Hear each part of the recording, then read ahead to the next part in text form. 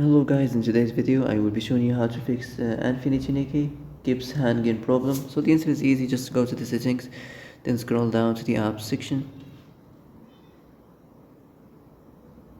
and then go to the search and search Nikki, and then go to the storage, and here you will find this clear cache option. Click on it.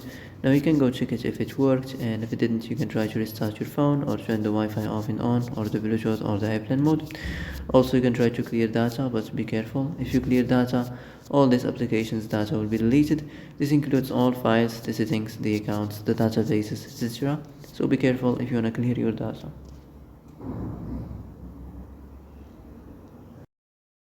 And that's it for today's video. I hope this is the answer you've been looking for. If you like this video, don't forget to like and subscribe, and see you in the next video. Thanks for watching.